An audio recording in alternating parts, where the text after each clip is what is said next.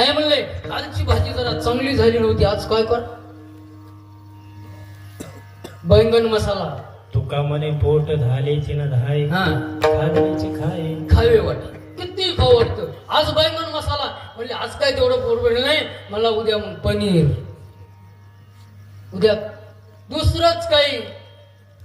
आता ह्याच्यावर काहीच जमना झालंय मला, मग कुठे निघतं. हे विषय श्रवण करत असताना महाराज आपली आशा वाढत जाते. त्याला दृष्टांत दिला, विंदने निमाला अग्निकोटे. एखाद्या घराला म्हणा, एका झोपड्याला म्हणा आग लागली, लागू नाही पण कीर्तनात लागली. कीर्तनात लागल्यावर आता त्याला विजवायला काय लागतो, पाणी.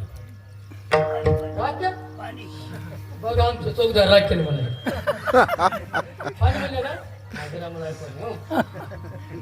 पाणी.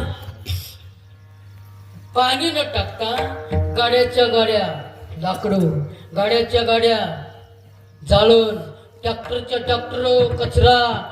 कशासाठी, आज आग इजवण्यासाठी. मला सांगा, आग इजल का वाढल?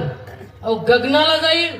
तद्वत त्या न्यायाने विषय जर आपण श्रवण केलं तर त्या विषयामध्ये तृप्ती नाही महाराज.